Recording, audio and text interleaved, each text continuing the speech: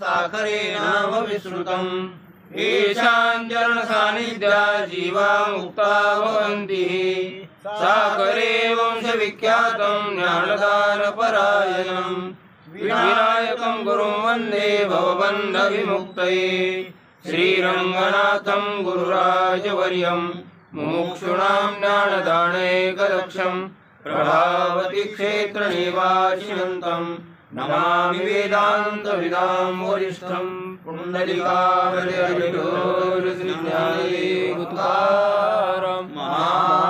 महाराज की जय। गोपाल कृष्ण भगवान की जय। ज्ञानेश्वर महाराज की जय। पंढरीनाथ भगवान की जय। जगद्गुरु तुकाराम महाराज की जय।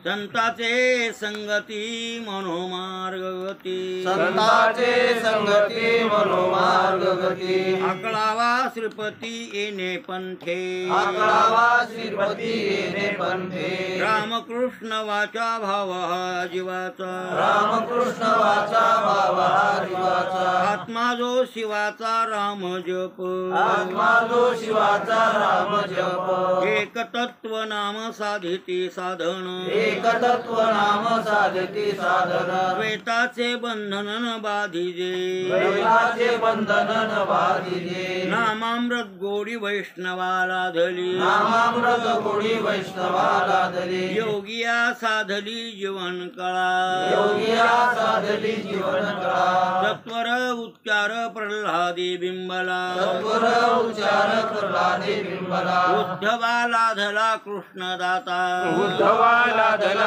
कृष्णदाता हरिमुखे म्हणा हरिमुखे म्हणा हरिमुखे म्हणा हरिमुखे म्हणा पुण्याची गणना कोण करी पुण्याची गणना कोण करी ज्ञानदेव म्हणे नाम हे सुलभ ज्ञानदेव म्हणे नाम हे सुलभ सर्वत्र दुर्लभ विरळा जाणे सर्वत्र दुर्लभ विरळ जाणे हरिमुखे म्हणा हरिमुखे म्हणा हरिमुखे म्हणा हरिमुखे म्हणा पुण्याची गणना कोण करे पुण्याची गणना कोण करी प्रस्तुत प्राप्त प्रसंगी सेवेसाठी निवडलेला अभंग ज्ञानेश्वर महाराजांच्या हरिपाठ ग्रंथातील 8व्या क्रमांकाचा आपला अभंग आज आपण सेवेसाठी चालू झालेला आहे।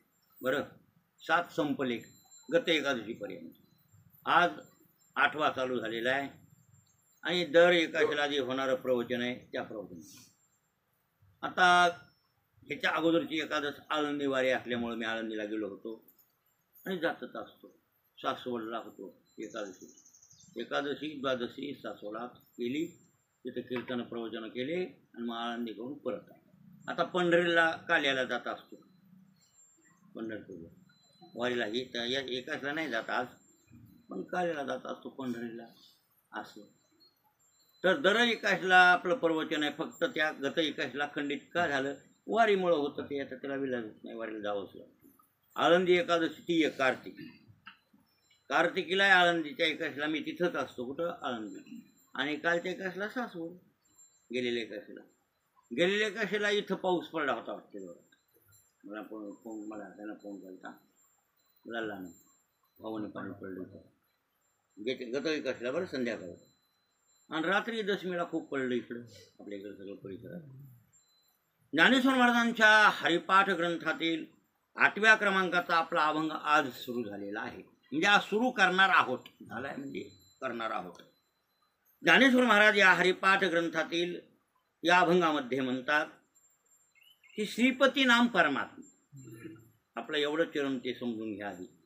श्रीपती म्हणजे कोण? श्री नाम लक्ष्मी, पती नाम मालक। लक्ष्मीचा मालक कोण आहे? तर भगवान विष्णू आहे, म्हणजे पांडुरंग, म्हणजे कृष्ण, म्हणजे राम, भगवान शंकर म्हणा, वाटेल ते म्हणा तुम्ही, तत्व एकच आहे, पण लक्ष्मीचा मालक आहे। लक्ष्मीचा मालक तो श्रीपती, तो पांडुरंग परमात्मा, तो विष्णू परमात्मा, तो आहे। आणि ते प्राप्त करायचं असेल, आकळावा म्हणजे प्राप्त करायचा असेल जर तर मनाच्या मार्गाच्या ज्या गत्या आहेत त्या गत्या कुंठित झाल्या पाहिजे। मनाच्या मार्गाच्या सगळ्या ज्या गत्या विषयाकडे जाणाऱ्या त्या सगळ्या गत्या कुंठित झाल्या पाहिजे आणि मनाची एकच गती असली पाहिजे, ती म्हणजे कोणती? ती परमात्मा. मनाचा विषय ते झाला पाहिजे की देव, श्रीपती. आणि असा परमात्मा विषय मनाचा झाला रे झाला की मग परमात्मा तो प्राप्त होतो. लक्षात आलं की मनाच्या मार्गाच्या गतीने मनाची धाव विषयाकडली परमात्म्याकडे लावावी लागते. मग त्यासाठी काय करावं लागतं? संतांची संगती. काय करावं लागतं? संतांचे. मग संतांच्या संगतीमध्ये मनोमार्ग गती आणि आकळावा. श्रीपती येणे पण आकळावा हे पद मनाला आकळावं आणि श्रीपतीला आकळावं. मग श्रीपती आकळावा आणि प्राप्त करावा. आकळावा या शब्दाचा अर्थ त्याला आकळून धरावं, त्याला असं कोंडून ठेवावं परमात्म्याला, असं मात्र नाही बरं त्याचा अर्थ होत. बरं, आकळावा प्राप्त करावा. भगवंताकडे आकळावा पद जर लावलं तर प्राप्त करावा, आणि मनाकडे जर आकळावा पद लावलं तर त्याला आपल्या आटोक्यात आणावं. लक्षात आलं का? आकळावा हे पद दोन्हीकडे बी लागतं. आकळावा म्हणजे काय? संताचे संगती मनोमार्ग गती आकळावा. आणि श्रीपती येणे या मार्गानं श्रीपती नाम विष्णू परमात्मा त्याची प्राप्ती करून घ्यावं. सरळ सरळ सरळ सरळ हे अर्थ आहे. बरं, आणि रामकृष्ण वाचा भाव हा जीव. राम आणि कृष्ण हे जे देवाचे दोन नाव आहेत ना, हे बरं काय, हे वाचन घ्यावं आणि अंतकरणात भाव असावा. ते वाचन नाम रामकृष्ण वाचा भाव हा जीवाचा. बरं, जीव भावातून रामकृष्ण वाचन आणि नाम घ्यावं रामकृष्णाचं. आणि आत्मा जो शिवाचा राम जप. भगवान शंकर त्यांचा सुद्धा आत्मा कोण आहे? राम. आणि ते राम नामाचा जप सततच करतात. कोण? भगवान शंकर. अभंगाचा सरळ अर्थ सांगायलो बरं, पूर्ण अभंगाचा सरळ सरळ अर्थ तुम्हाला सांगायलो. रामकृष्ण वाचा भाव हा जीवाचा, आत्मा जो शिवाचा रामजप. भगवान शंकराचा आत्मा तो परमात्मा रामच आहे, आणि ते रामाचा जप करतात. महादेव सुद्धा दुसरा जप करीत नाहीत, असे ज्ञानेश्वर महाराज म्हणू लागले. यासाठी दुसरं साधन करण्याची गरज नाही. भगवंताची प्राप्ती करण्यासाठी एकच साधन, एक तत्व नाम. एक तत्व फक्त भगवंताचं नाम आहे, आणि हे एक तत्व आहे. दुसरं तत्व नाही किंवा दुसरं काही साधन करण्याची गरज नाही. एक तत्व नाम साधती. सगळे साधन त्या नामस्मरणानं साध्य होतात, प्राप्त होतात. बरं, आणि मग असं जे बंधन आहे द्वैताचं, तर द्वैताचं बंधन न बाधित तया. कोणतं बंधन? द्वैताचं बंधन. बंधनाचे प्रकार आणि ते तिथं आल्यावर विचार करू. त्या चरणावर आल्यावर बंधनाचे किती प्रकार, द्वैताचं बंधन केव्हा लागतं, असे काही विषय असतात बारीक बारीक, तर तिथं आल्यावर त्याचा विचार करू. पण सरळ अर्थामध्ये म्हणजे द्वैताचं बंधन आपल्याला, द्वैत म्हणजे मी वेगळा आणि तू वेगळा. द्वैत त्याला म्हणतात बरं काय. अद्वैत आणि द्वैत. आमचा वाद कोणता आहे? अद्वैतवाद. आमचा कोणता वाद आहे मुख्य? अजातवाद. त्यालाच म्हणतात अजातवाद म्हणजे अद्वैतवाद. अद्वैतवाद आमचा आहे, आणि तुम्ही द्वैतात आहे. द्वैतात म्हणलं की मुक्त होत नाही माणूस. त्याला मुक्ती कधीच मिळत नाही द्वैतात राहिल्यावर. बरं, नाही नाही नाही, अद्वैतातच जावं लागतं. म्हणून द्वैताचं बंधन आहे ना, ते द्वैताचं बंधन. आणि त्याला बाधा करणार नाही नामस्मरण करणाऱ्याला. भगवंताचं नामस्मरण करील त्याला द्वैताचं बंधन बाधा करीत नाही, असं माऊली म्हणू लागले. द्वैताचे बंधन न बाधित तया. आता अशा नामाच्या अमृताची गोडी कोणाला प्राप्त झालेली आहे? वैष्णवांना. कोणला? वैष्णवांना. बरं काय, वैष्णव कोणला म्हणावं? त्या पदावर आल्यास त्याचा विचार होणार. विस्तारपूर्वक विचार जर करायचा असेल त्या पदावर आल्यावर. पहिला वैष्णव कोण, मग त्याला कशी त्या नामामृताची गोडी प्राप्त झाली. नाम हे अमृत आहे. नाम अमृत आहे. बरं, अमृत आहे, स्वर्गातलं अमृत. ते अमृत वेगळं नाही आहे, ते अमर करतं असं म्हणणं आहे. पण ते अमर करणारे, अमृत पिणारे सुद्धा अमर होऊ शकत नाहीत. ते खरं अमृत नाही आहे. खरं अमृत आहे नाम अमृत. आणि हे नाम अमृत ती गोडी वैष्णवांना प्राप्त झालेली आहे. बरं काय, नाम अमृत गोडी वैष्णवा लाधली नाम प्राप्त झाली. आणि योगी साधली जीवन कला. जे योगी आहेत ना, हटयोगी. योगी शब्दाचा अर्थ तो योग म्हणजे यूज नाम जोडणे असा त्याचा सरळ सरळ अर्थ होतो. बरं काय, पण इथं योगी तर कोणती जीवन कळा म्हणलं की हटयोगी. कोणता योगी? योगी पुष्कळ प्रकारचे योगी. भक्त सुद्धा योगीच आहे ना, ज्ञान सुद्धा योगी आहे, कर्म सुद्धा योगी आहे, कर्मयोगी, ज्ञानयोगी, भक्तयोगी म्हणजे भक्तियोगी, हे सगळे योगीच आहेत. त्यापैकी एक हठयोगी. कोणता योगी? हठयोगी. आणि त्याला जीवनकळा प्राप्त झालेली 17वी जीवनकळा. कोणती? 17वी जीवनकळा आहे बरं. हो, ती चंद्रकला इथे. आता त्या चरणावर आल्यावर त्याचा विचार विस्तारण होणार. पण विस्तारण जर करायचं असेल तर त्या चरणावर आल्यावर करावं लागेल. आपल्याला सरळमध्ये नाही मी करणार, कारण काय पहिलं चरण सोडून तिथं कशाला जाऊ. पण योग्याला जीवनकळा प्राप्त झालेली आणि ते आहे ना वर्णन. ते 17 ओळली 17 गातीने पुरविली इच्छा. काय टाकिली पात्र झोळी, धर्म अधर्म आशा वल्हाळ चुकविला न मागे भिकाता हाती झाला भरवसा. ओळली 17 गातीने पुरविली इच्छा. ती 17वी जीवनकळा आहे ना, तिथंच नाव आहे चंद्रकला. आणि ती हठयोग्याला प्राप्त झालेली आहे. सत्वर काय वैष्णवाला झाली, योग्या साधली जीवन. योग्याला जीवनकळा जी साध्य झालेली प्राप्त झालेली आहे, त्याच्यातलं जे अमृत आहे, त्या काय चंद्रकलेतलं जे अमृत आहे तेच अमृत नामामृत आहे आमचं. वैष्णवांना नामामृत, योग्यांना जीवनकळेचं. जीवनकळेचा अमृताची बरोबर म्हणजे त्याची नामामृताची बरोबरी आणि जीवनकळेतल्या अमृताला सुद्धा प्राप्त होणार नाही किंवा बरोबरी येणार नाही. पण ज्ञानेश्वर महाराज म्हणतात वैष्णवांना नामामृत गोडी प्राप्त झालेली आहे. नामामृताची गोडी किंवा धार ती त्यांना मिळालेली वैष्णवांना. आणि योग्यांना जीवनकळा प्राप्त झालेली आहे. नामामृत गोडी वैष्णवा लाधली प्राप्त झाली आणि योग्या साधली जीवनकळा. योग्यांना जीवनकळा प्राप्त साध्य झालेली. आणि असा हा नामाचा उच्चार लवकरात लवकर बिंबला. बिंबला म्हणजे अंतकरणात ठसावला. सत्वर उच्चार प्रल्हादी लवकरात लवकर ते उच्चार नामाचा आणि भक्त प्रल्हादाच्या अंतकरणावर ठसावा म्हटला. गर्भातच उमटला ते तर तसा. बरं काय सत्वर उच्चार प्रल्हादी बिंबला आणि उद्धवा लाधला कृष्ण जाता. त्या नामामृताचा ठसा किंवा गोडी काय ती उद्धवाला कृष्ण परमात्म्यानं दिली. जात आहे ना. कृष्ण कोण आहे? उद्धवा लाधला कृष्ण जात आहे ना.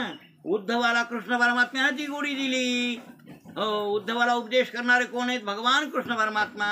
म्हणून सत्वर उच्चार प्रल्हादी बिंबला आणि उद्धवा लाधला कृष्ण दाता. कृष्ण परमात्मा गुरु मिळाले, त्यामुळे उद्धवाचा उद्धार झाला असं ज्ञानेश्वर महाराज सरळ सरळ म्हणतात. ज्ञानदेव म्हणे नाम हे सुलभ. माऊली म्हणतात नाम किती आहे, कसं आहे, अत्यंत सोपं आहे. सोपं आहे नाम हे सुलभ, सर्वत्र दुर्लभ वेळा.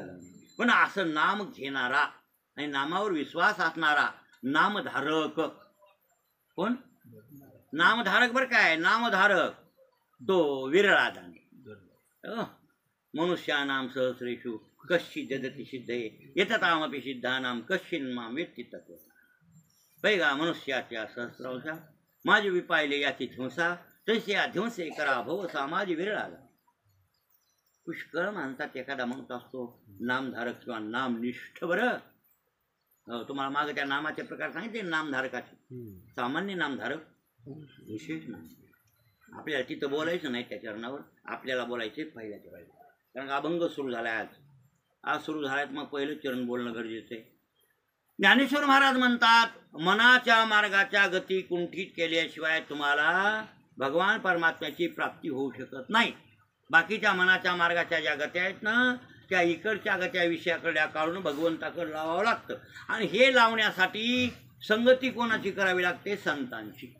तुम्ही मनाला जर आकळायचं असेल, आकर्षित करायचं असेल, सत्संगतीशिवाय ते मन आकर्षित होऊ शकत नाही. आणि भगवंत सुद्धा संतांच्या संगतीशिवाय मिळत नाही. का? भगवान परमात्मा संतांच्या संग असतो ना. देव कुठं असतो? संतांच्या घरी. हो, संत सदनी राहिला तुम्ही म्हणता ना, या सुखा कारणे देव वेडावला. वैकुंठ सांडोनी संत सदनी राहिला. संतांच्या घरी राहिला परमात्मा म्हणजे संतांजवळच देव आहे असं असं इथं म्हणायचे. बरं संतांच्या जवळ देव आहे किंवा संतांच्या घरी. नाहम वसामी वैकुंठे योगी नाम हृदयरो मद्भक्ता मित्र गायंती तत्र तिष्ठामी नारद. भागवतामध्ये श्लोक आहे, श्रीमद भागवतामध्ये, की मी तिथंच असतो. नाहम वसामी वैकुंठे, मी वैकुंठात. बरं काय तो मी वैकुंठी नसे, एक वेळ भानु मी न दिसे. परी परी योग्यांची मानसे उघडोनी जाय. परितयापासी पांडवा मी हरपला घेऊन सावा जेठ नाम घोष बरवा करीती माझा. बरोबर आहे ना. कृष्ण विष्णू हरी गोविंद या नामाचे निखिल प्रबंध माझी आत्मचर्चा विशद उदंड गा. बरोबर आहे ना. मी तिथेच परमात्मा आहे. असे परमात्मा संतांच्या संगतीत असतो. आता स्वतः देवही म्हणू लागला. संतांच्या संगतीशिवाय देव मिळू शकत नाही. त्याचं कारण एक आहे, संतांपशी देव असतो आणि स्वतः देवही म्हणले भागवतामध्ये. उद्धवा तुला एक सांगतो, आणि ते तसं सांगत नाही, मी जरा करारानं बोलतो. कारण काय माणूस करारानं बोलला की लोकांना पटतं, खरं खरं वाटतं. आणि कसे तसे भामटे माणसं एक करारानं बोलतात, पण त्यांचा करार खरा नसतो. देवाने एका ओवीत करारानं सांगितलं उद्धवाला. उद्धव तुकाराम महाराज म्हणले ना की याहुने अनेक नाही पै साधन वाहतसे आण. पांडुरंगाची शपथ घेऊन सांगितली की ह्याच्यापेक्षा साधन वेगळं नाही म्हणून. कशासाठी सांगितलं पांडुरंगाची शपथ घेऊन तुकाराम महाराजांनी आपल्याला? तुमचा विश्वास बसावा. कशावर? नामस्मरणावर. भगवंताच्या नावावर तुमचा विश्वास बसावा. नाम काय राम राम राम राम ते काय काही विशेष आहे का असं काही लोकांना वाटतं. तसं वाटू नये यासाठी तुकाराम महाराजांनी करारी जरा शब्दातून सांगितलं की मी पांडुरंगाची शपथ घेऊन सांगतो बाबांनो, ह्याच्याशिवाय साधन दुसरं सोपं कोणतं नाही. जसं ते म्हणले तिथं करारान, तसे भगवान परमात्मा आणि उद्धवाला बोलू लागले, उद्धवा तुला एक सांगतो, माझी प्राप्ती जर कोणाला करून घ्यायची असेल जर तर कृष्ण महाराज बरं काय उद्धवाला भागवतामध्ये 11व्या स्कंदामध्ये एक नाती भागवत. तर संतांच्या संगतीशिवाय माझी प्राप्ती होऊ शकत नाही उद्धवा. हे करारानं सांगण्यासाठी शपथ घेतली बरं काय. त्याचीच कोणाची? उद्धव. काय म्हणले बघा ना, संत संगती वेगळे जाण तात्काळ पावावया माझे स्थान आन नाही गा साधन तुझी आन उद्धव. उद्धवा तुझी शपथ मी घेऊन सांगतो. इमानदारीनं बोलायला. कोणाची शपथ आहे ही? उद्धवाची शपथ घेतली आहे आणि देव बोलू लागले बरं की तुझी आण उद्धवा, तुझी आण. म्हणजे तुझी शपथ घेऊन सांगतो की संतांच्या संगतीशिवाय माझी प्राप्ती करण्यासाठी दुसरं साधन कोणतं नाही. माझी प्राप्ती करायची असेल तर कोणाची संगती करावी लागेल? संतांची. संतांची संगत केली की माझी प्राप्ती निश्चित झाल्याशिवाय राहत नाही. उद्धवा तुझी शपथ. आता तुझी शपथ घालणारे असे काही व्यवहारातले माणसं भामट्या आपल्या शपथ आपल्याच गळ्यात अडकितात आणि लबाड बोलल्याशिवाय राहत नाही. कितीक माणसं तुम्हाला दाखवू माझी शपथ तुझी शपथ म्हणणारे, आणि बायाच्या बाबतीत हे लय वरीच असती शपथ. नाही बाया पोराच्या बाबतीत शपथ कुठे या? हा जुजबिराय शपथ घेतात किती? कोण?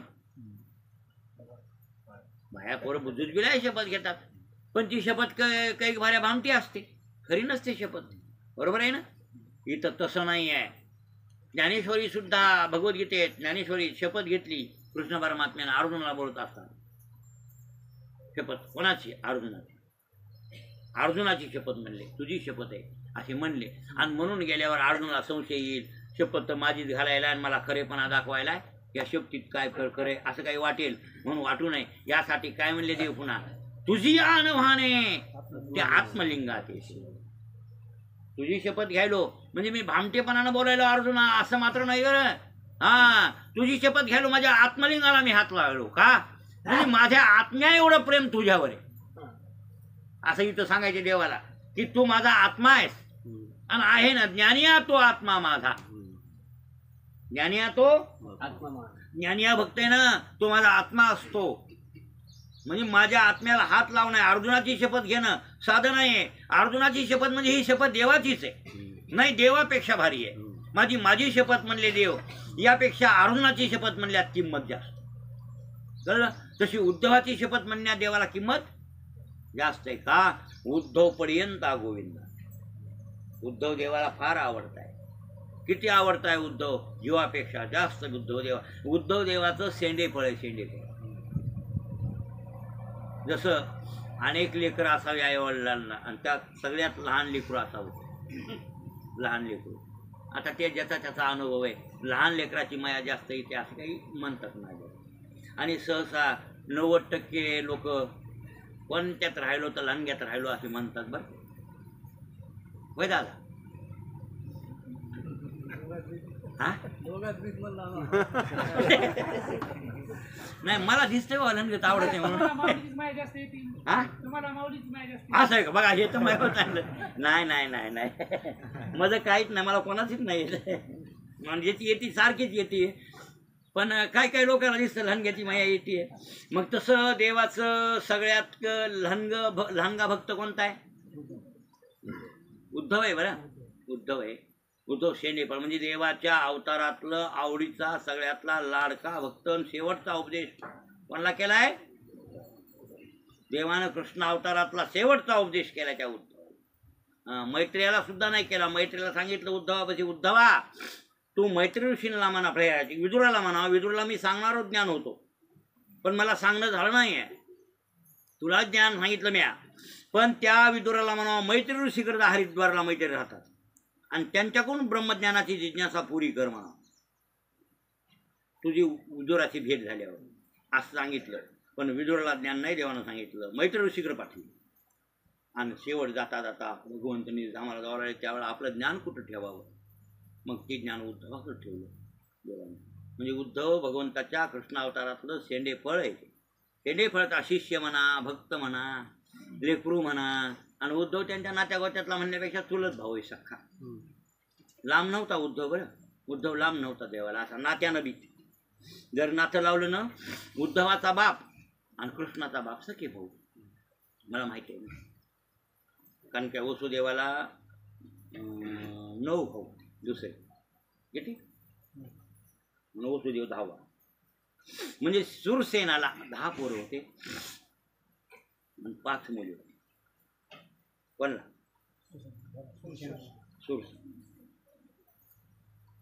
सुरसेनला बरं काय किती मुली 5 त्यापैकी पहिली प्रथा काय नाव तिची प्रथा म्हणजे कोणती ती प्रथा त्यांचा लाडका एक दोस्त होता कुंती भोज त्याचा दोस्ताना होता त्या सुरसेनाचा आणि त्या कुंती भोजाचा त्याला लेकरू बाळ नव्हतं कुंती भोज मग काय आता मला तर लेकर पुष्कळ आहे 10 पोर येतो काही पोरी बी येतात तुला एक पोरगी देऊन टाक दान दिली बरं दान दिली दत्तक दिली मी पोरगी माझी तुला प्रथा माझी लाडकी आहे बरं नाही प्रथा तुला मी देऊन टाकते तू सांभाळ त्याला नव्हतं लेकरू बा त्यानं ती सांभाळ लहानाची मोठी त्याच्याच घरी झाली पुन्हा कोणाच्या कुंती भोजाची म्हणून नाव पडलं कुंती भोजाची दत्तक पुत्री ती दत्तक पुत्री आहे ना ती दोस्तानं दिलेली आहे ती त्यानं सांभाळली लहानाची मोठी केली लग्न त्यानंच केलं पंढरू संघ समजा की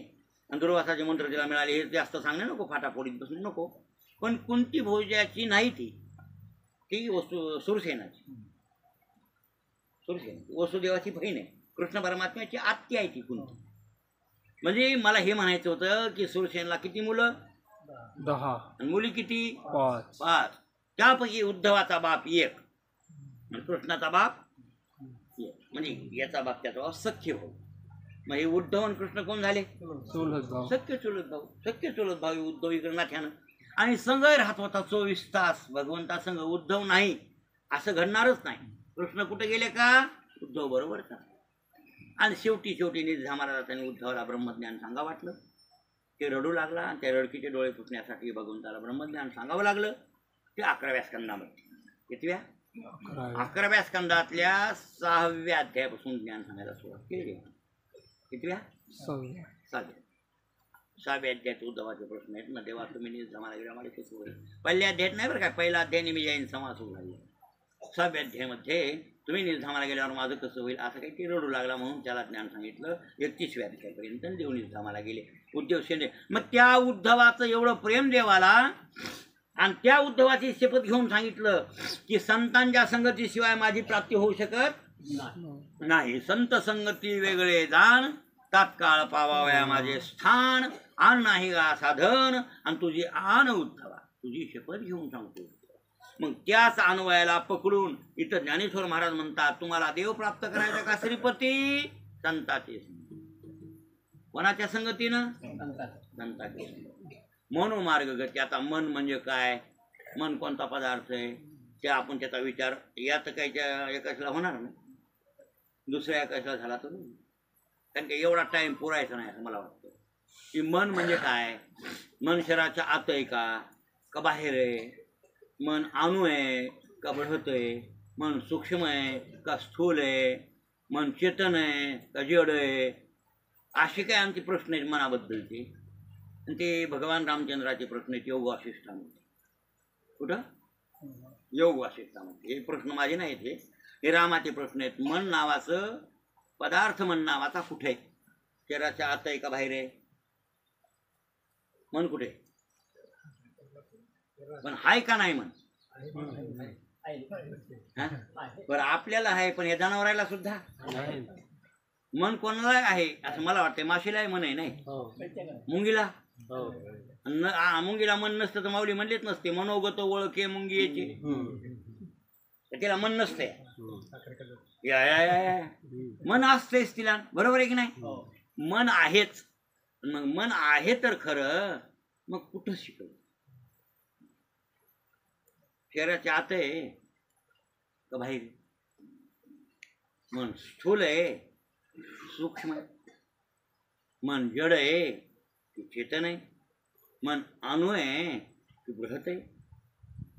असे काही प्रश्न आहेत मनाच्या बाबतीत. आणि हे प्रश्न योग वासिष्ठामध्ये बरं काय. तसे भगवद्गीतेत मी थोडक्यात आलंय की चंचल मी म्हणतो संदर्भ त्या बोलण्यामध्ये थोडं आहेच विचारून. त्या यापेक्षा योग वासिष्ठात मनाचा विचार जास्त केला आहे. रामाचे प्रश्न वशिष्ठ ऋषीतलं उत्तर आहे, पण ते दुसऱ्या एकाला पाहू आपण. तूर्त संतांची संगती. कोणाच्या संगतीत? संतांच्या संगतीमध्ये मनाचा विचार करू. बरं मन कसं आहे, कुठं आहे, कसं आहे, मन नावाचा पदार्थ काय आहे, आणि आहे मात्र आहे. मन म्हणजे कसं आहे त्याचा विचार करू. जड आहे की चेतन आहे, अमुक आहे का टमुक आहे का, हे सगळा विचार करता येईल आपल्याला.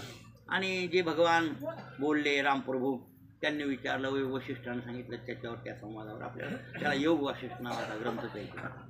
मोठा ग्रंथ आहे योग वासिष्ठ. योग वासिष्ठ ग्रंथ खूप मोठा आहे. आपल्या रामायणामध्ये 2च अध्याय फक्त त्याच्याबद्दल. 500 ओव्या सगळ्या खर्ची केल्या नाथ महाराजांनी. किती? 500. एक 350 ओवीचा अध्याय आणि एक 150 ओवी. 500 ओव्यात ती पूर्ण वशिष्ठ गीताच झाली. 500 ओव्यामध्ये सगळी वशिष्ठ गीता सांगितली कोणी? नाथांनी. पण त्याचा खूप विस्तार योग वासिष्ठ. योग वासिष्ठ म्हणजे वशिष्ठ गीताच म्हणा हरकत नाही. ज्ञानेश्वर महाराजांनी केलेले योग वासिष्ठ. आता एवढा लहान ग्रंथ मोठा, त्याच्यावर काही ओव्या माऊलीनं केलेल्या आहेत. औटके ओव्या ज्ञानेश्वरीच, जसे ज्ञानेश्वरीच्या ओव्या तशाच ओव्या आहेत. योग वासिष्ठ ग्रंथ उपलब्धच नाही बाजारात जास्त, ते दुर्मिळ आहे. मला पंढरनाथशास्त्रींनी सांगितलं होतं त्यावेळेला. आणि ते तूर्त संतांच्या संगतीशिवाय देव मिळू शकत नाही. पहिला प्रश्न आहे, संत कोणाला म्हणावे? संतांचं बहिर्लक्षण काय, अंतर्लक्षण काय, खूप बारकावा असतो त्यामध्ये. आपण कोणालाही एखाद्या कंबरमाच्या महाराजाला संत म्हणायलो की नाही? नाही, तुम्ही संत आहेत बाबा, तुम्ही संत आहेत बाबा असे लोक म्हणतात.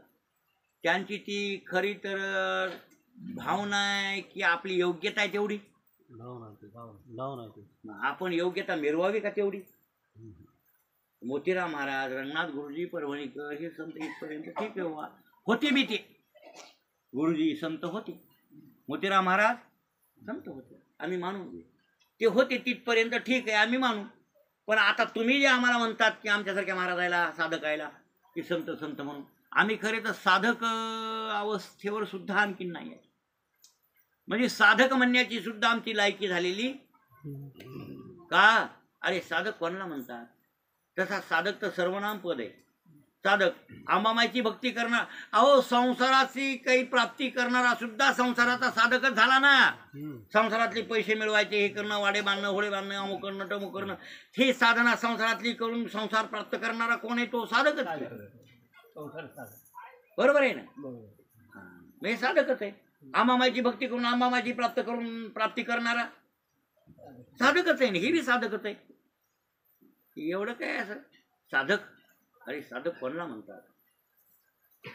साधक त्याचं नाव खरं तर जिज्ञासू आहे किंवा मुमुक्षू. काय नाव आहे त्याचं? मुमुक्षू किंवा जिज्ञासू. मुमुक्षू नाव मात्र योग्य आहे का? मोक्ष इच्छेची मुमुक्षू, मोक्षाची इच्छा करतो त्यालाच मुमुक्षू म्हणतात. कोणालाच कोण्या साधकाला मुमुक्षू म्हणायचं नाही. अंबामाईचा भक्त असेल, कोण्या देवाचा भक्त असेल, कोण्या पिराचा असेल, कोण्या गणपतीचा असेल, कोण्या वारकऱ्यांनी एखादं सण फक्त सोमवार धरावा, तिसरा व्रत वारकऱ्यांनी करण्याची गरज नाही. आणि हे निष्काम पुन्हा आणखी एखादं धरायची म्हणजे मला काहीतरी मिळावं, माझं काहीतरी बायकोचं दुखणं राहावं असं काही अपेक्षा नाही. फक्त मी मुक्त व्हावा. एखादंच कशासाठी? मी मुक्त. मला ईश्वराची म्हणजे भगवंताची प्राप्ती. प्राप्ती नाम मोक्ष, मोक्ष नाम प्राप्ती. देव मिळणं म्हणजे मोक्ष मिळणं, मोक्ष मिळणं म्हणजे देव मिळणं. मोक्ष देव नाव दोन आहेत, वस्तू एक आहे. आणि एवढ्या प्राप्तीसाठी जर उपासना असेल तर ती ठीक आहे. आता गणपतीची उपासना संकटकाळी मग आहे ना, संकटनाशनम गणेश स्तोत्रम आहे ना, ते तुम्हाला आम्ही शिकू. व्यासमुखोद्गीतम म्हणजे व्यासांनी काही रचलेले स्तोत्र आहेत, काही कोण्या आणि संतांनी, कोण्या वशिष्ठ ऋषींनी काही गणपतीबद्दल स्तोत्र रचले. तर झाले एक अथर्व नावाचे ऋषी आहेत, त्यांनी गणेश अथर्व शीर्ष केले. गणपतीचा अभिषेक तर त्याशिवाय हो.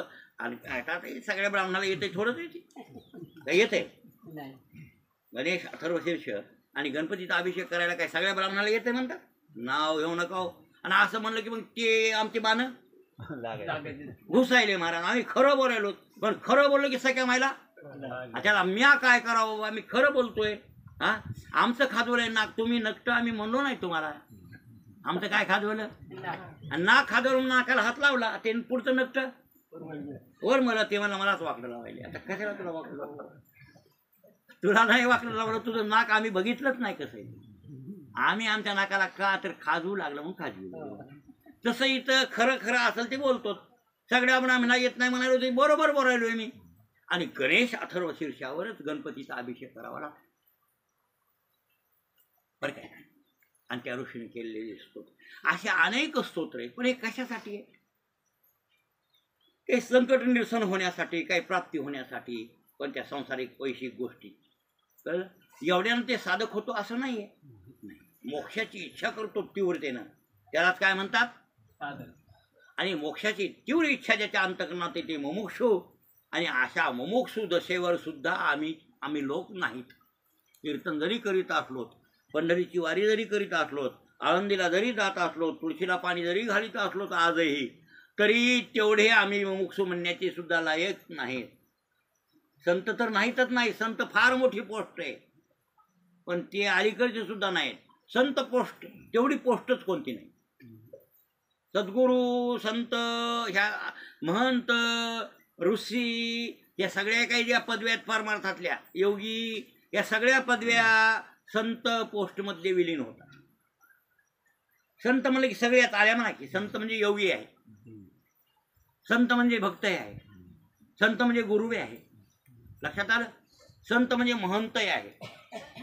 सगळ्या पदव्या संत पदवीत विलीन होतात. पण महंत तो संत असेलच असं मात्र सद्गुरू किंवा गुरु असेल तो संतच असेल असं मात्र नाही. मी बोलले लक्षात आलं की गुरु असेल पण संतच असेल असं मात्र नाही. महंत असेल पण संतच असेल असं मात्र नाही. भक्त आहे पण तो संतच असेल असं मात्र नाही. आणि संत आहे का मग भक्त आहे, गुरु आहे, योगी आहे. वाटल त्या पदव्या संत पदवी विलीन होतात. अशी सर्वात उच्च पदवी परमार्थातली कोणती आहे? संत. अहो संत नाही आहे, संत म्हणजे देवच आहे. हा, आणि तेही देव जे काही गुप्त देव आहे. लक्षात आलं की नाही? जे गुप्त देव आहे ना, अदृश्य देव आहे ना, हे दृश्य देव म्हणजे अदृश्य देवापेक्षा संत श्रेष्ठ आहे. ते चालत ते ज्ञानाचे बिंब, तयाचे अवयव सुखाचे कोंब, आणि येर माणूसपणाची भांब लौकिक. संतांना माणूस म्हणूच नका म्हणजे लौकिक. देव ते संत, देव ते संत, निमित्त त्या प्रतिमा. काय संत देव म्हणून वेगळा असं नाही, देवच आहे. कोण? हा अर्जुना, पण काय तो योगी बोली जे तू देवाचा देव जाण, तू देवाचा देव आहे अर्जुना. संत म्हणजे देवाचा देव आहे बरं. आणि असा देवाचा देव संत आहे, आणि अशा संताच्या संगतीत देव मिळते. म्हणून एके ठिकाणी तुकाराम महाराजांनी देवाला मागणी मागितली, देवा दुसरं काय तुला मागणी म्हणजे काय रे? संत संगती देई चरण से, काय मागितलं? संत संगती संत संगती देई चरण जेणे हा तुझा विसर न पडा साची भाव हाची भाव माझी आहे देवा पूर्वी आणि पूर्वी देवा म्हणून देवा मला तेवढंच पाहिजे रे, दुसरं काही पाहिजे नाही. संत संगती देई आणि चरण सेवा दे जेणे करून तुझा विसर न पडा, तुझा विसर न पडा म्हणजे तुझा विसर पडणार नाही यासाठी संत मला मग ते काय म्हणले म्हणजे संतांची संगत केली की देवाची आठवण सतत राहिलीच म्हणायचं. आणि तुम्ही संतांच्या वेगळं जर देव प्राप्त करू म्हणताल तर देव विसरल्याशिवाय तुम्ही राहतच नाही. तुम्हाला अखंड देव आठवत आणि संतांच्या संग दुसरं काहीच नाही किंवा विषय तो त्यांचा नावडे जनधन देवाची हाती लागे तया हा संत जया प्रसन्न बा संत दया प्रसन्न तर देवाची हाती लागेल तया. मग तुकाराम महाराजांनी तेच मागितलं मला संताची संगती देवा, दुसरं काय देऊ नको देवा. देई संत संगती देई चरण सेवा जेणे हा तुझा विसर न पडावा हाची भाव माझी आजीवा आणि पूर्वी देवा म्हणून. ते म्हणले ठीक आहे तुला संत संगती दे संत. आणि काय करताल तुकाराम महाराज तुम्ही संतांच्या संगती देवानं विचारलं. एक अभंग नाटाचे अभंग काय गोड आहेत म्हणतात नाटाचे अभंग. आमचे चुलते होते मानी दादा तुम्हाला बरं काय त्याला लय नाटपाट होते मोठ्या मोठ्या गवळणी वगैरे.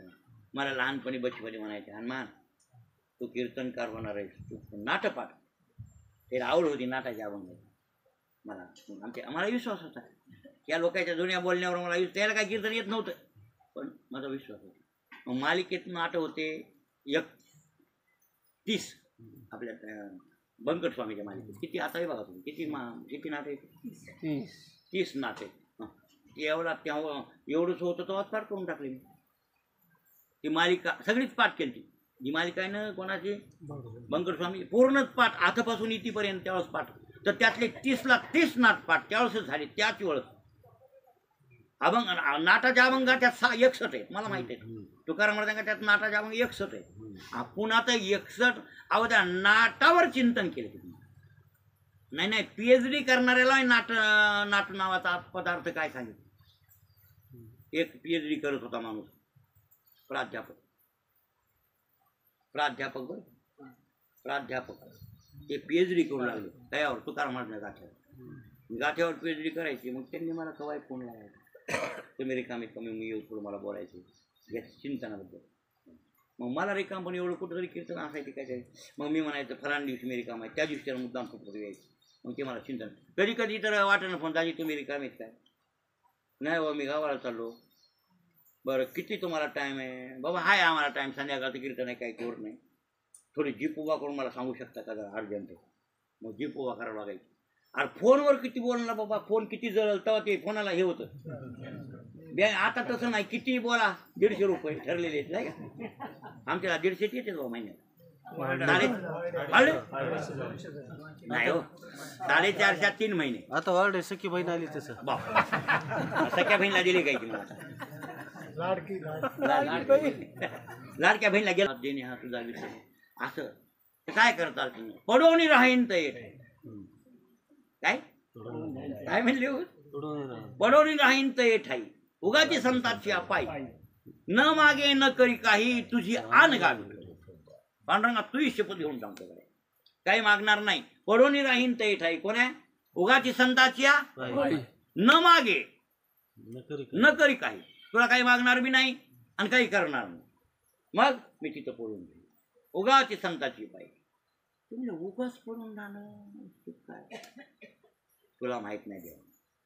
तुम्ही आम्ही पिढो जेणे दोन्ही वारत येतात. तर म्हणजे तुलाही पिढाय आणि मलाही पिढाय कशाची म्हणजे तुलाही संताशिवाय करमत नाही बरोबर आहे आणि मला तुझ्याशिवाय करमत नाही. लक्षात आलं की नाही बोलले तुकाराम महाराजांच्या मनातला भाव. म्हणजे मला तुला देव संताशिवाय करमत का देवाला नाही आणि मला कोण पाहिजे देव पाहिजे होता म्हणजे देव प्राप्त. मग मला आम्ही तुम्ही पिढो जे नाही तर दोन्ही वारती एका खड्यानं 2 काम व्हायले. काही का मला देव मिळवायचा आहे संताची संगत मिळाली की तू ऑटोमॅटिक मिळालास आणि तुला बी करमत आहे संतांच्या संगती त्याच्यासाठी मला तिथं ती सेवा दे संतांची संगती दे. आणि हे माऊली ते संताचे संगती म्हणून आकळावा श्रीपती येणे म्हणजे संतांच्या संगतीशिवाय देऊन आणि हे घडलं आपल्या आंबेजोगाईला. म्हणजे थोडीशी कथा भाग सांगितल्यावर लोकांना कळतं. निवळ निवळ असंही जरी बोललं तर तेवढंसं या इकडून ये पुढे ये. अरे बसाय काही नाही पुढे या थोडं. त्या राजाचं नाव आहे जयपाल, आमच्या नावाचा राजा. आणि तेवढंच नाव आढळते बघा आमचं. मी भारत देशात कुठे हिंडलो, भारत देशात बरं काय, पण आमची भावकी कुठेच नाही. आणि आमची भावकी इकडे बकळ आहे, पण आमचं जुनं नाव सोडून घे. हे टोपण कसं पडलं की जयपाल कुठेतरी जय मिळवेल जागा घे. नाव खरं मुळात काय सोळंकी. सोळंकी ते 13.5 गावाची इकडे. ते नागापुरापासून हे खापणं सगळं काय मुंगीन फुंगीन सगळे गावं सोळंक्याचे. 13.5 माझं गाव सगळं बीड जिल्ह्यात काय माझं गाव म्हणजे बकळ गाव आहे. 13.5 म्हणते सोळंक्याचे गाव. त्यापैकी आम्ही सोळंकी तुमचं भारतध्वज घेतलं. हे सपाटी सुद्धा सोळंकी ते टोपण पडलं हे नाव सपाटी. तसं आमचं जयपाल टोपण म्हणून हे नाव जास्त कुठे आढळत नाही बरं. कुठे बघितलं आपल्या महाराष्ट्रात ते आपले नाव बघ येतं. आता जाधव तुमचे या या या तुमचा लयच होता आलाय बस कर कुठे याकडे ग्रंथ आहे बरं. आत्ता इथं वरी माडी आता सगळे ग्रंथ इथं आलेत ना. आता आवडगावकडे बोट करायची गरजच नाही. सगळे ग्रंथ इथं येतात. त्याच्यात विवेक सुंदर नावाचा ग्रंथ आहे ज्ञानेश्वरीचाच भाऊ आणि ते मुकुंदराज स्वामींनी केले. पहिला मराठी भाषेचा गौरव करणारा महात्मा तेवढा. माऊलीनं तर गौरव नंतर केला, पण सुरुवातीला मराठी भाषेचा गौरव कोणी केला आहे मुकुंदराज स्वामी. ते मुकुंदराज स्वामीचा विवेक सिंधू ग्रंथ आहे. त्याच्यात जयपाल नावाचा राजाचं आलेलं पुष्कळ ठिकाणी त्या राजाचं नाव आले. ते जयपाळ अत्यादरू केला असं वर्णन केलं. म्हणजे हे ग्रंथ करायला मी कारणीभूत कोण झाला तर म्हणजे जयपाळ राजा झाला. त्याच्यामुळं मला ग्रंथ करावा लागला असे मुकुंदराज स्वामी म्हणाले. हे आंबेजोगाईकर ते राजा जयपाळ आडा होता. आडा राजा आणि राजा असून जरा मात्र सत्ता हातात हुकुमशाही आणि मनसंदे कारभार सगळा. मग कोणी जर वारकरी हेंड्यावाले पताका घेऊन कोणी संन्यासी कोणी कोणी गेले भगवे कोणी असे साधू संत चाले पंढरपूरला कुठं यात्रेला. मग पहिलं कसं होतं बघा प्रत्येक गावागणीस कोणीतरी प्रमुख पाटील पांडे असायचे.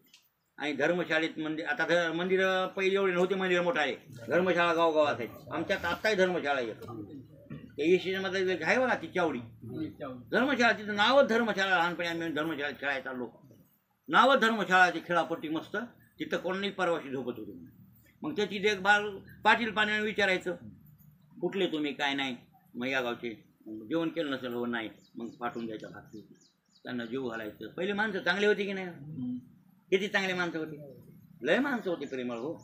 कोणी प्रवास शिवाजी महाराज त्याची देखभाल करत होते. त्याचे जेव खाऊ घाल आणि ते पुण्य खरं पुण्य ते अर्थभूता आल्या वेदानं खरे पुण्य आणावे. तुम्ही जेव घालता कोणला आज तर जेवण झालंय बळच या अहो या ना अहो तुम्ही काय भल्या म्हणतो आमच्या जेव्हा आलेत ना आता ते आणि ते म्हणते उग गेलो मला जाय पण कसं आहे त्याला बेकार वाटून म्हणून गेलो. खरं गरजेनं गेलं का बेकार वाटून म्हणून गेलं होय दादा. हे लोक जे जातात पत्रिका दिल्या एकूण एखादा मानाला मानासाठी जातात का पोट भरण्यासाठी जातात. तरी तुम्ही बघा खरं कळते महाराज वाटणं यात्रे त्याच्यात आपल्याला भूक लागावी.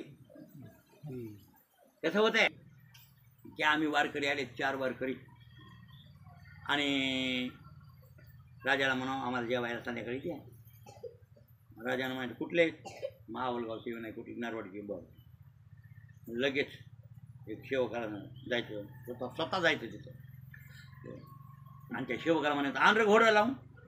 घोड्याला लगाम पेगाम खोगीर घालून आण काठीवाड घोडं. राजाचं बसायचं घोडं लाडकं आणि ते खरं घोडं तर योग भ्रष्ट होतं. ते पुण्यवान घोडं होतं बरं ते की त्या संतात हात लागला कोण्या मुकुंद राजाने. त्याला ज्ञानोबारायचा हात लागला पुढच्या जन्मातून हलगट पडला. हलगट झाल्यावर माऊलीत हात लागला. आणि आता ह्या जन्मात घोड्याच्या जन्मात कोणाचा हात लागला मुकुंद राजा. मग ते योग भ्रष्ट की नाही बिचार पुण्यवान उगत नसतंय महाराज. ते जनावर छान होतं जनावर. ते आणलं घोडं लावून घोड्याला हे ते आणि ते जून लावला. ते तसंच होतं त्यांचं. घोडं तयार करून आण म्हणलं की आणलं त्या सेवकानं. आणलं की उभा केलं. तुम्ही कुठले फलाने बरं ठीक. तुम्ही कुंक निघाले वाराणसीला निघालो जरा का रामेश्वरला निघालो पंढरला निघालो बरोबर. मग तुम्हाला जेवाय पाहिजे. मग तुम्ही संत येत ना मग लगेच घोड्यावर त्या रिकिबीत पाव टाकायचा. रिकिबीत पाऊल टाकताना म्हणायचं रिकब मे पाव आणि ब्रह्म बता नाही तो ले टिकाव. तू संत आहेस ना, मी रेकेबीत पाऊल टाकायलो, मी घोड्यावर बसायलो, मला ब्रह्म दाखव, नाही तर टिकाव खोर घेऊन तळखण. आता तळ का नाही आंबे वगैरे पडून आहे ना तळ, ते आपल्या यासारख्या वारकऱ्यानेच खणलंय, त्यानं खंदून घेतलं त्याकडून. ही आजची गोष्ट आहे काय, 700 वर्ष 800 वर्ष होत आली, 800 वर्ष झाली ती तळ खंदून त्यानं खंदायला लावलं. कोणी देत पाडला खंदा. मग रिकीट पाऊल टाकायचं आणि घोड्यावर बसायचं आणि ब्रह्म दाखव. काय दाखव ब्रह्म डोंबलं घ्यायला दिसलं नाही का वा? होय तुम्हाला दिसलं का चोपदारकी इतकी करून? हा बक्कळ महाराज दंडे वागविले तुम्ही चोपदारकी करून, उपयोग नाही. मग ब्रह्म केव्हा दिसलं आणि दिसायची वस्तू देव काय. महाराज असे तळ खंदायला लावले लोक, खूप टिकाव खोरे घ्यायचे, तळ खंदायचं, मग खायला द्यायचं. तिथं बसले अडकून, ती जेलमध्ये अडकून बसले. रोज काम त्याला खंदायचं, उकरायचं आणि त्या टायमाला जेवायला चांगलं देत होता जेवायला. पण काय बरं जा हुकुमशाही जाय बे बसले अडकून. तळ जीव करू लागला त्या वार करायचा. त्याच्यात काही खरे बी होते ना, भामटे नव्हते काही. मग हे आमच्या काशीत कळालं मुकुंदराला. हे ब्राह्मण काशीतले मुकुंदराज स्वामी काशी आपली. आणि तिथं महाराष्ट्रात अशी एका राजानं गंमत केली आणि बऱ्याच लोकांना अडकून टाकले तळ खंदा लावायला, वार करायला, त्रास करायला. हे त्यांना कळालं. दरमुक्काम दरकोस, दरमुक्काम दरकोस, दरमुक्काम दरकोस करीत ते मुकुंदराज स्वामी, मुकुंद ब्राह्मण म्हणा की आता स्वामी आता म्हणाल होतो आपण त्यांना. त्या काळात पण मुकुंद ब्राह्मण, मुकुंद नावाचा ब्राह्मण, आणि दर मुक्काम दरकोस करीत आम्ही जोगायला राहायला मुक्कामाला. बघितली दशा वार करायची. त्याला विचारलं, कोणी म्हणते 2 वर्षापासून आहे, कोणी म्हणते 6 महिने झाले, कोणी म्हणते 2 महिने झाले. काय करतो म्हणजे तळ करतो म्हणजे टाकतो, खायला देते म्हणले, पण कुठे जाऊ देईन नाही. पंढरी नाही, वाराणसी नाही, गया नाही. आम्ही इथं टाळकून बसलो. काय काय टुकडगडे होते ते म्हणले काय कुठं आहे खायचं काम करायचं. टुकडगड्याला काय महाराज. मुकुंदराज स्वामीच्या डोळ्याला पाणी आलं. ते म्हणले गडे तुमची बंदी मुक्तता मी करतो, तुम्ही फक्त स्थिर राहा, उद्या त्याला हे काम करतो. करा म्हणलं तुम्ही वालीच आहेत म्हणावं लागलं. बरोबर. मुकुंदराज स्वामी गेले राजाकडं, निवेदन दिलं. सांगा रे म्हणले मी काशीचा मुकुंद ब्राह्मण आलो आहे, रामेश्वरला मला जायचे, आणि इथं माझी व्यवस्था होईल का, जेवण खावण घेत वगैरे असं राजाला काही सांग.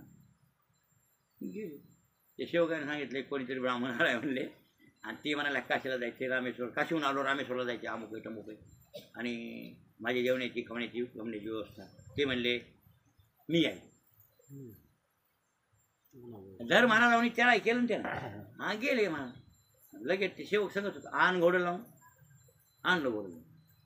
लगे घोडं लावलं की ते जीन आणि ते लगामन ते सगळं रेकमीत पाऊल टाकला, आणि रेकम्य पाव ब्रह्म बताव नाही तो ले टिकाव तळ खंदायला. हां ते मला टिकूनच आलो, मला तळ बघून तळ बघून आलो म्हणला मी, त्यात काही घोड नाही. रेकी पाऊल टाकणं घोड्यावर बसल्याबरोबर समाधी लावली. नुसतं घोड्याला असा हात लावला. ते योगी होता बी काय, योगी होता मुकुंदराज असा घोड्याला. त्याचं नावच आहे अश्वधरी. त्याचा दर्रा आहे ना खाली, हे दर्रा बाबा लय खोल आहे बरं, माणूस पडलं तर मरत आहेच खाली. त्याचे हाडं हाडं होते बघा खाली. मी दर बघितलं नाही तुम्ही डोकं लय खोल दर्रा आहे. त्या अश्वधरी नावच आहे तिथं, अश्वधरी. आणि तिथं बाणगंगा नाव आहे. काय नाव? ती बाणगंगेची झाली वान. ही वान आली सोनतो, तिथूनच उगम पावली ती. ती बाणगंगा होती तर वान झाली. ती बाणगंगा आहे ती आली तिथून. ते त्याला समाधी लावली मला, आणि काहीतरी वेगळ्या आनंदात घातलं त्या राजाला. पण याच्या देखभाल राजाला वेगळ्या आनंदात घातलं. आणि मग बराच वेळ असं उभा केला. आणि मग असं वाटलं त्याला उत्थानावस्थेत आणावं, त्याला उपदेश अशी पुन्हा थाप मधलं उत्थानावस्थेत आणलं. 2 मिनिट नेत्र झाली तर राजाला झालं, डोळ्याला पाणी आलं, सद्गत कंठ झालं. खाली उतरले. खाली उतरल्यावर पायावर मस्तक ठेवलं. महाराज आतापर्यंत मला कोणी आता तुमच्यासारखा भेटला नाही, पण तुम्ही मला भेटले. मी जे घोड्यावर बसल्याच्या आनंदात होतो ती आनंद कायमचा मिळाला मला. काय मी घोड्यावर बसल्यावर जे मला तुम्ही आनंद दिला ती काही आनंद आवर होता, ती आनंद मला कायमचा प्राप्त व्हावा अशी काही योजना. ते म्हणले राजा, तुला जर तशी प्राप्ती करून घ्यायची असेल ब्रह्माची तर संताची संगती करावी लागते, दुसरं काहीच नाही. संताच्या संगतीशिवाय हे मिळतच नाही बघ. त्याच्यासाठी सत्संगती अवश्य. आणि तो आता संत तळे खांदायला लावलेस कसा हाणून घ्यावं का आता तुला सांग बरं. चुकलं म्हणला मला मागता, इथून पुढे त्यांना मी सोडून देतो आणि त्यांची बसून व्यवस्था करतो. राहत असले तर जात असले तर जाऊ, माझं काही म्हणणं नाही. त्यांची सेवा मी करतो मनोभावे. घर म्हणले सोड त्याला मोकळं कर. लगे हुकूम केला राजाला. काय तोंडावट सांगायचे ते तळ्या खणणारे संत बोलून आणा. त्यांची व्यवस्था बा कोणाला राहायचंय माझ्या नगरीत राहा. तुम्हाला 3 टाइम जेवणाची व्यवस्था, झोपण्याची, गाद्या, गरम पाणी आंघोळीला वाठल ते मिळून जाईल. इथं तुम्ही राहू शकता, राहा. जायचं असेल तर कवाय दादा कवाय या, तुमची व्यवस्था केल्या पाहिजे अशी मोकळीक दिली. आणि मुकुंदराव स्वामीला राजा म्हणू लागला, महाराज तुम्ही मजापासून मजा, तुम्ही मेन आहेत आणि तुमच्यामुळंच मी असा झालो. नाहीतर होय राजा म्हणजे राहतो तुझ्यासाठी.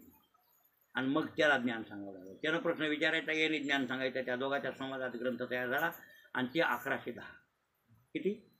आपली ज्ञानेश्वरीचा आणि त्याचा 100 वर्षाचा फरक. ज्ञानेश्वरीचा गौरव मराठी भाषेचा माऊलीनं केला, पण किती वर्षानंतर? 1212 उत्तरे. तर टीका केली ज्ञानेश्वरी, ही प्रसिद्ध आहे की नाही. सच्चिदानंद बाबा आदर लेखक झाला, पण ते नाही. ठेके 1110 उत्तर. काय तेच मुकुंद दिव्योत्तर ग्रंथ निर्मिता झाला. 1110 उत्तर, 1110, 1212, एक शतकचा फरक, 100 वर्षाचा फरक पडला दोन्ही. बरोबर आहे ना. असा ग्रंथ मुकुंदराव स्वामींनी तिथं केला आंबेजोगाईला. आणि त्या जयपाल राजांना आदर केला, हट्ट केला, म्हणून मला हे ज्ञान सांगावं लागलं असे मुकुंदराव स्वामी म्हणले. आणि त्या घोड्यावर हात ठेवला आणि सांगितलं, हे घोडा योगभ्रष्ट आहे. म्हणजे हे कोण आहे? योगभ्रष्ट आहे. हे पहिला पंढरपुरातला अनामिक होता. म्हणजे अनामिक म्हणजे हरिजन महार, पण भक्त होता. म्हणजे हे भक्त होता, चोखामेळ्यातल्या वंशातला भक्त होता. पण त्या जन्मात त्याची ती म्हणजे ब्रह्माची प्राप्ती, पांडुरंगाची प्राप्ती किंवा मुक्त अवस्था याला प्राप्त झाली आणि वासना गेली घोडम्यावर. काय व्हावं लागलं? घोड. म्हणजे घोडं झाल्यामुळं तुझ्या टांग खाली आले, हे योगभ्रष्ट. याच्यावर बसू नको तू. आता या घोड्यावर तू बसू नको. पहिल्या जन्मातला हे माणूस आहे, हरिजन आहे, अनामिक आहे, पण भक्त आहे भगवंतात. आणि तुझ्या पुण्याने इथं तुझ्या खाली आला. तुझी खूप पुण्य आहे म्हणूनच मी इथं आलो. फक्त तुझ्यातला काय आडावपणा होता ते घालविला. आणि आता तू योग्य अधिकारी झालास बरं काय ज्ञान ऐकायचं. म्हणून या घोड्याला आता काम लावू नको. आणि पुढे त्यावेळेस सांगितलं होतं भविष्य ते 100 वर्षानंतर हलगट होणार. कोणतं? हे घोडं. आणि त्याला योगी ज्ञानेश्वर महाराज बालयोगी त्यांचा हात लागेल. आणि त्यावेळेला हे मुखातून वेद बोलेल आणि त्यावेळेला ते मुक्त होईल. कोणी सांगितलं होतं हे? मुकुंदराव स्वामी. त्याच वेळेला सांगितलं मुकुंदराव स्वामीनं, ही घोडं पुढे हलगट होणार आणि त्यावेळेला मुक्त होणार ज्ञानेश्वरांच्या हाताने. ज्ञानेश्वर बालयोगी असतील, 16 वर्षाचं वय, आणि ह्याच्यावर मस्तक हात ठेवतील आणि याच्या मुखातून वेद बोलवितील. बघा हे भविष्य आणि मुकुंदराचा अवतारिक आहेत ना. मला मुकुंदराव स्वामी माऊली जवळजवळ एकाची योग्य देते, त्याच्याबद्दल काय कमी जास्त. असं त्या घोड्याचं भविष्य पुढचं सांगितलं. ते माऊलीचा घोडा आहे बघा. हे हल्ले. आणि ते मग ते आळे नाही का, आळे मुक्कामाला समाधी माऊलीच्या हाताने दिली. त्या पशुस बरं काय, पशुस तर स्थानिक शांत झाला. वाटण आळ्याच्या वनाला आले म्हणले बरं काय, आळंदीशी येता आळ्याची वनीन, पशु तर स्थानिक शांत झाला. आळ्याच्या वनात आलो आणि पशु शांत झाला म्हणजे हलगट मेल. हलगट मग जे ठेवला हलगट आणि माऊलीनं समाधी दिली त्याला. आणि शेंदूर आता ते आहे ना ते आळ्याला समाधी कोणाची? हलगटाची. मग तिथं मुक्त झालं. म्हणजे 3 जन्म घ्यावे लागले त्या घोडम्या त्या अनामिकाला. 1 जन्मांतर चुकलं तर हेलपाडे होतीच बरं काय. हे टोपदार बसायला वाड्याचा मोह धरून धरला नाही तर काय झालं, 2 वर्ष बोंबले मातीत गेले. 2 नाही बाबा, 4च महिने झाले. हा 4 महिने. कुठं कोटाळच्या सप्त्यापासून चोपदार नाही. त्याला 4च महिने झाले बघा. तुमच्या सप्त्यात होता का चोपदार? हो, बसला वाडी बांधीत. या असं होतंय बरं का. हे नवनाथ तुला शेतायचा नाव रे. हे वासना फेर टाकते बरं. मग सांगा महाराज त्या राजानं हट्ट धरला म्हणून विवेक सिंधू सारखा ग्रंथ निर्माण की आपल्याला ते ज्ञान मिळालं. जसं ज्ञानेश्वर विचारसागर, विचारसागर तुम्ही ऐकलात नाही काय कळलं, ज्यानं ऐकला त्याला विचारसागरातलं ज्ञान त्याच्यात काय आहे. आणि विवेक सिंधू विचारसागर लावून घेणाऱ्यालाच कळतंय की विचारसागर ज्ञानेश्वरीत आहे की नाही, विचारसागर त्या विवेक सिंधूत आहे की नाही, मग कळतं. आणि विचारसागरासारखे ग्रंथ सोडले की म्हणजे हे ग्रंथ थोडे कळायला सोपे जातात. लोक म्हणतात ते नाही कळत, उगाच ज्ञानेश्वरी काही येताल तर नाही कळणार. आणि विचारसागर तुम्ही ऐका मग ज्ञानेश्वरी कळते, सुलभ जाते, सोपी जाते, ऐकावी वाटते. असं येते तुझाचे निरसने पावी दे खाया. म्हणजे हे देवाची प्राप्ती करून घ्यायची का, मोक्ष मिळवायचा आहे का, तर भक्ती ज्ञान वैराग्य हेला.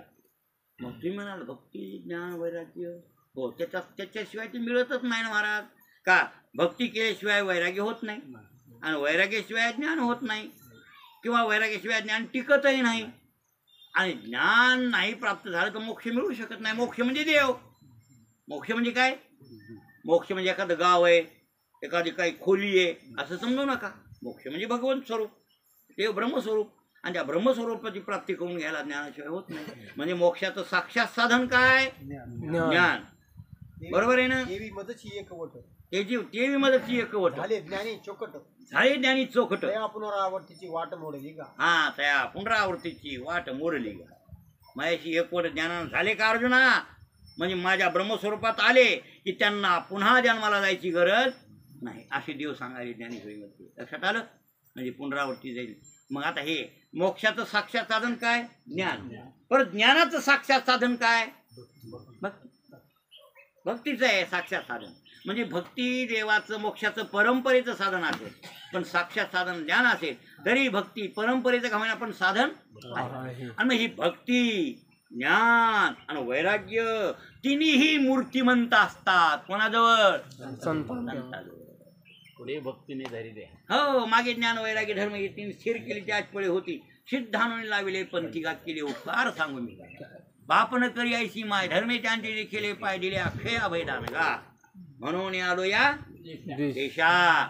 हे संतांच्या संग बघा ना तुम्ही, ते वाचून बघा म्हणजे लक्ष. पुढे भक्तीने धरले हाती, मागे ज्ञान वैराग्य स्थिर केली ती आचपळी होती. सिद्धानुनी लावले पंथिका, कोणी लावलं पंथाला. केले उपकार सांगू मी काही, तर कोणाचं वर्णन नाही, संतांचंच आहे. केले उपकार म्हणून राजा एक रे पुढे. पण इथं केले उपकार सांगू मी काय कोणाच्या बाबतीत, मनाच्या बाबतीत का नाही. संत केले उपकार सांगू मी काय. बाप न करी ऐशी माय धर्मे त्यांचे केले पाय दिले अक्षय अभय दानगा. संतांनीच अक्षय अभयदान दिलं, अभयदान दिलं पण अक्षय दिलं. लक्षात आलं की नाही. म्हणजे भक्ती, ज्ञान, वैराग्य आणि हे संतापाशी काय असते, मूर्तिमंत. तिन्ही गोष्टी मूर्तिमंत संताजवळ असतात. मला वाटतंय संतांकडे हे सेवा करायला असते. संतांची सेवा करते बरं का भक्ती, संतांची सेवा करते बरं का वैराग्य, आणि संतांची सेवा करते बरं का ज्ञान. तुम्हाला ज्ञान वाटायला ना एवढं ज्ञान. ब्रह्मज्ञानदारी येते का कुळती, पण अभिरिले संती विष्णू जाते. रेगो पाय माझी बळीची त्याचे घर, दवडी ती दूर म्हणून. बघा तुकाराम महाराज म्हणले बळच त्याच्या घरात जाते. कोणाच्या, हा. म्हणून तर काय म्हण एका अभंगात नाथ महाराज सुद्धा म्हणले बरं काय, स्वर्गदयांची पायरी मोक्ष त्यांचा अज्ञान. ऐसा संताचा महिमा नाही बोलावयाची सीमा. बरोबर आहे ना. मोक्ष त्यांचा अज्ञान. बरे मी म्हणतोय पदार्थ असं नाही, तो म्हणेल ते तर आहे महाभूत. त्याच्या पूर्वार्ध काढ बरं, सांग बरं पूर्वार्ध. हा इकडे सांगतो तुला, ऐक. त्या संदर्भातल्या ओव्या आहेत. हा, सूर्या पुढे प्रगटी प्रकाश जैसा, या संबंधात त्या सिद्ध प्रज्ञेची लाभे मनची सारस्वती दुधी. मग सगळं शास्त्र स्वयंबेली करते मुखे. हो, तर ते सूर्या पुढे प्रगटे प्रकाश जायचा त्या संबंधातल्या ओव्या. तो म्हणेल ते तर आहे महाभूत. दशेची वाट न पाहता वैशीच्या गावानं येता बाळपरीच सर्वज्ञता वरित. त्या संबंधातल्या ओव्या येतात. किंवा सांगतो आपला अमृतानुभव. हो, कैवल्य कनकाच्या दाना जो न कडशी थोरा साना दृष्ट्याच्याही दर्शना पाढाऊ जो. दृष्ट्याच्याही दर्शना पाढाऊ असा महात्मा. म्हणजे ज्ञान त्यांच्या घरी पायी करतो, वैराग्य त्यांच्या घरी पायी करतो, भक्ती त्यांच्या घरी पायी करते, सेवा करते कोणाची? संतांची. आणि हे तर सांग हे काय म्हणले माऊली तर म्हणले जयाचे बरं काय झोपीत वैराग्य सेवा करते अशी होई. जयाचे चोखटे मानसी मी होणे क्षेत्र संन्यासी जया निजेल्या ते उपासी वैराग्य. जेव्हा म्हणजे जागृत अवस्थेत सेवा करेल वैराग्य संतांची असं समजू नका. झोपीत सुद्धा वैराग्य संतांची सेवा करत झोपीत. आणि हे पाहायचं असेल तर रामकृष्ण परमहंस विवेकानंद या दोघांचं उदाहरण पहा. कलकत्त्याचे रामकृष्ण परमहंस गुरु आहेत कोणाचे? विवेकानंद महाराज. विवेकानंद लहानपणापासूनच प्रगल्भ बुद्धीचा होता. त्याचं नाव काय राम? नरेंद्र. काय हुशार होता ते महाराज. बॅरिस्टर झालेला माणूस होता. त्याला इंग्रजी येत होती, संस्कृत येत होती. जो दयाची वासूप आहे जो दयाकडे तो दयाकडे वासूप आहे तेवती सुखाची सृष्टी होय. तो म्हणेल ते तर आहे महाबोधू. हा ते काय तो दयाकडे येवाय हुडकून काढू. हा बघ नाही नाही धर्माच्या भाकरी खाऊन नाही महाराज. भिक्षेचं अन्न पवित्र असतं. हे भास्कर एखाद्या म्हणलं ना थोडंसं आता मी काय अहो तुम्ही आता हे सावकार जेव्हा यायले ते त्याचा डबा आणतो. दुसरं एक येतं विनायक दादा झाले बालू कोणता बालू मुकदमाड्यातला आपला ते डबे घेऊन ये. फक्त तुमचे डबे खाते म्हणलं लहान बी ते गोसाई मी बी तसा येऊ आहे. आम्ही तिघ जण एखादा आला तर पाहुणावळा मी हानमान येते कावा मुकामाला कवा तरी मग 4 माणसं असतात. मग त्याला भास्करला म्हणलं उलसे एक दिवशी काहीतरी जेवू लागलं काय अरे मी आम्हाला भिक्षेचं अन्न हे याची काय बरोबर ते पवित्र आहे. कोणतं अक्कल यायला पवित्र खरं भिक्षेचं अन्न असतं. माधुकरीचं अन्न राहावं, भगवंताचं चिंतन करावं. त्या अन्नवाल्याचे सार्थक झालं ना आपलंही सार्थक होतं. माहिती आहे काय? दोघांचं कल्याण होऊन जातं त्यामध्ये. म्हणजे आपण देवाचं चिंतन करतो, तेच अन्न खातो, त्यामुळं ते अन्न खाल्ल्यामुळं आपलं सार्थक झालं चिंतन केल्यामुळं. आणि त्याचं अन्न खाऊन चिंतन केलं म्हणून त्यालाही सार्थक झालं. ते लक्षात आलं की नाही? दोन्ही घरी जेव्हा लागतंय ते. आणि मधुकरीचं अन्न कोणाचं नाही जेव्हा आहे पवित्र अन्न आहे. त्याला एवढं असं तिटकारा करायची गरज नाही. हो आणि कसं लागतंय बघा इथे येऊन तुम्ही. 4 घास आगावत गेली पाहिजे महाराज तुम्ही बघा येऊन. नाही खरंच हो खूप जेवण होतं इथे. असं माधुकरीचं अन्न असते पवित्र असते. मी कशाहून सांगू लागलो तुम्हाला? तो जयाकडे वासूप आहे तेवती सुखाची सृष्टी होय. तो म्हणेल तीर्थ आहे महाबोध. यांना गाथ्याचं चिंतन आहे. गाथा ज्ञानदेवरायचा तुकाराम महाराजचा बकरा अभंग सांगते मला. पण ज्ञानेश्वरी सांगत नाही जास्त. आज ओवी सांगितली बरीच. हा हरविले तुम्हाला ये ना गेली ती मिळाली. हो महाराज विवेकानंद म्हणजे खरं तर लहानपणापासून प्रगल्भ बुद्धी आणि खूप ज्ञान. तसं तत्वज्ञानही त्यांच्याकडे होतं. पण तसे तर इंग्रजी भाषेत ते पहिले पट्टू, संस्कृत भाषेतही होतं, हिंदी भाषेत आणि बंगाली 4 भाषात ट्रेन होता. कोण? नरेंद्र. 4 भाषा ट्रेन होत. हिंदी तर हातातला मराठी बोलत होता. आणि त्याची जन्मभाषाच होती मातृभाषा कोणती? बंगाली. तिथं बोलतच होता नरेंद्र. पुन्हा संस्कृत तेही सांगत होते, संस्कृत म्हणून बोलत होते. आणि इंग्रजीत नाही बोलत होते. भाषण इंग्रजीत करीत होते. तर ते ज्या वेळेला गेले कोणाकडं? रामकृष्ण परमहंस. आणि परमहंसानं बघितलं त्या पोराला पण नरेंद्राला. की त्याचं मनच बसलं त्या पोराला. कोणाचं? रामकृष्ण. त्या दुसऱ्या सोबत्याला म्हणू लागले ह्या नरेंद्राला. आणि नरेंद्राला तेवढं इकडं परमार्थातलं नव्हतं वळण, हे लौकिक शिक्षणातलं वळण होतं. पण ज्या वेळेला जास्त संगती आली, संबंध आला आणि मग रामकृष्ण परमहंस ती गोडी लागली म्हणा त्यांना. सद्गुरूची गोडी लागली. गोडी लागल्या मात्र मग 7 तास त्यांच्याकडे चिंतन करावं अशी भावना तयार झाली. आणि तयार झाल्यावर मग शरण गेले. कोणला? रामकृष्ण परमहंस. आणि शरण गेल्यावर आणि मग काही कालांतरानं की त्यांना ती आठवण झाली की संतांची सेवा वैराग्य झोपीतही करतो, ते खरं की खोटं. आणि ज्ञानेश्वरासारख्या संतांनाही लिहिले ज्ञानेश्वरीमध्ये, जया निजिल्या ते उपासी वैराग्यला. म्हणजे ज्याची सेवा झोपीतही वैराग्य करतं असं, तर ती परिस्थिती पाहावी. म्हणून रामकृष्ण परमहंस झोपले होते. त्यांचे दोन्ही हात असे होते मोकळे. त्या दोन्ही हातावर 2 रुपये, त्या काळात रुपयावर काय बकळ होता. ती एक हातावर रुपया ठेवला, या हातावर 1 रुपया ठेवला. कोणी? विवेकानंद. गुरुची परीक्षा बघू नये, पण बघावी ती परीक्षा बघू नये. हा, पण बघितल्याशिवाय गुरु करू बी नाही. लक्षात आलं का? उगो कोणाच्या भामट्याच्या नादी लागायचं आणि पुन्हा मग मला वाटत होतं लय चांगला काय असं पुन्हा करतो. आधी काय पुन्हा दुश्मनानं घात काढला होतं की नाही घोळ. त्याच्याकरता दुश्मन मी म्हणणं नको, वाईट आहे कोणाला म्हणणं नको. आधी शरण जायचे का बाबा तुम्ही चांगलाय का बघा, पाणी पिना छान केन गुरु करणं भजन के. मारुतीरानं सुद्धा रामाची ओळख करूनच गुरु केलं की. आधी ओळख करून घेतली ना, असला नेबळा गुरु. जेव्हा झाडं दगड टाकले, पुन्हा मग ते पळड्यावर मग शरण गेले. नाही, खरं कळालं की आपल्यापेक्षा काहीतरी वेगळं आहे, मग शरण. आणि ते खरं आहे, मग फसताही पडायचं काम नाही हो. मग हे बघू नये परीक्षा, पण कधी कधी बघावी. मग तसं विवेकानंदाला वाटलं. म्हणून त्यांनी त्या स्वामीच्या, रामकृष्ण परमहंस स्वामी त्यांच्या हातावर 1 रुपया असेल ते पैसे ठेवल्याबरोबर असे हात. गरजच नाही महाराज खऱ्या महात्म्याला त्या लोकांच्या पैशाची. काय गरज आहे? ही बात नाही.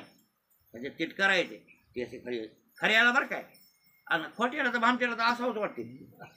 म्हणजे असे पडल्यावर पुन्हा 1 बार उचलले, पुन्हा हातावर तुमार पडले. तिमार 1 बार उचलले आणि पुन्हा हातावर ठेवले, पुन्हा पडले. मग मात्र डोळ्याला पाणी आलं. कोणाच्या? विवेकानंद. डोळ्याला पाणी आलं. म्हणून विचार केला, खरंच झोपीत सेवा करते वैराग्य. ज्ञान वैराग्य भक्ती या लोकांची सेवा झोपीत करते, ते त्यांच्या चित्तात उमजलं. आणि मग सकाळी म्हणून आलं, महाराज माझ्याकडून चुकलं. काय चुकलं नरेंद्र? त्या काय झोपीत नाही, काय चुकलं म्हणाला तू? नाही महाराज मी चुकलो. डोळ्याला पाणी आणून रडून सांगू लागले. काय चुकलं म्हणतो नरेंद्र, सांग ना तुझ्याकडून. काय नाही महाराज, रात्री तुमची परीक्षा बघू नये मी बघितली. काय बघितलीस? आज तुम्ही झोपले होते, तुमच्या हातावर पैसे ठेवून बघितले. मग काय झालं? म्हणले 3दा पडले. अरे म्हणले त्याला सवयच नाही कोणाची फुकट पैसे घ्यायची. त्या हाताला फुकट पैसे घ्यायची सवयच नाही, कसं घ्यायची? म्हणजे खरंच महाराज या संतांची ज्ञान भक्ती वैराग्य विषय. आणि मग जे तुम्हाला देवाची प्राप्ती करून देणारे साधन आहेत ते कुठे आहेत? मूर्तिमंत संतांपाशी. म्हणून माऊलीने सांगितलं संताचे संगती, त्यांच्या संगती तुम्हाला आकळावा श्रीपती येणे मनोमार्ग गती. आपण त्याचा विचार दुसऱ्या एकादशीला तिसऱ्या जसं होईल तसं करू. त्या मन म्हणजे काय? आता त्याच्यात संतांची संगती म्हणजे काय? पुन्हा आणखी संगती आणि सहवास असे 2 आहेत. संगती सहवास. मग सहवास बरा की संगती बरी? आणि सहवास म्हणजे काय आणि संगती म्हणजे काय याचा विचार आपण दुसऱ्या एकादशीला करू. मनोमार्ग गती पर जाता आलं तर दुसऱ्या एकादशीला जाऊ, कळलं? आणि नाही जाता आलं तर मग त्याच्या पुढे बघू. पण एवढं खरं आहे की देव प्राप्त करायचा का तुम्हाला, तर कोणाच्या संग करा? ढोबळ संतांच्या संगतीशिवाय देव मिळू शकत नाही. मी